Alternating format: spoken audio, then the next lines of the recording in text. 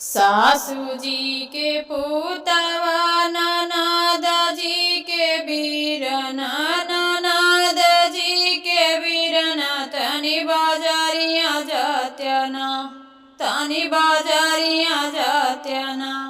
हमारे टीकवा के सधिया तनी बाजारिया जात्याना, हमारे टीकवा के सधिया तनी बाजारिया जात्याना। टीकवा ही टीकवा जीनी कारबारी धनिया, यारी कारबारी धनिया। टीकवा घर ही बाटना, टीकवा घर ही बाटना। ओही अम्मा के तिजोरिया, टीकवा घर ही बाटना। ओही अम्मा के तिजोरिया, टीकवा घर ही बाटना।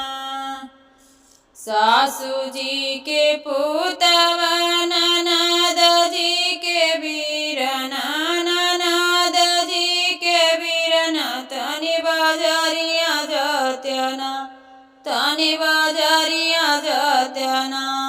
हमारे हरवा के सधिया तनी बाजारिया जात्याना, हमारे हरवा के सधिया तनी बाजारिया जात्याना। हरवा ही हरवा जीनी कारबारी धनिया, यारी कारबारी धनिया। हरवा घर ही बाटना, हरवा घर ही बाटना। ओही अम्मा के तिजोरिया, घरवा ही बाटना। ओही अम्मा के तिजोरिया, हरवा घर ही बाटना।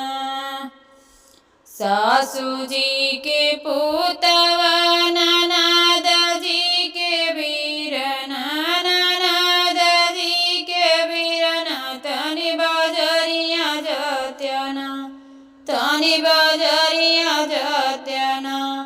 हमारे पैजनिया का सधिया तनी बाजारिया जात्याना, हमारे पैजनिया का सधिया तनी बाजारिया जात्याना।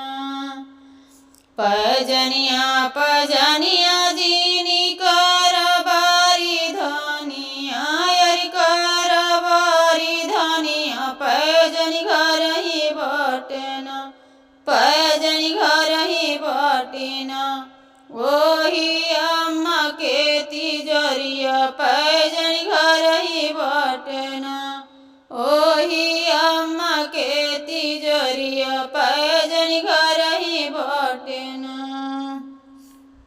सासू जी के पुतवा ननद जी के बीरना, ननद जी के बीरना, तनी बाजारिया जात्याना, तनी बाजारिया जात्याना।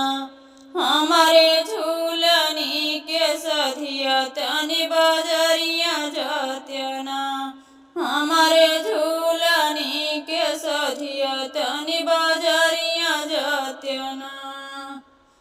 झूलनी ही झूलनी जीनी कारबारी धनिया, यारी कारबारी धनिया। झूलनी घर ही बाटना, झूलनी घर ही बाटना। ओही अम्मा के तिजोरिया, झूलनी घर ही बाटना। ओही अम्मा के तिजोरिया, झूलनी घर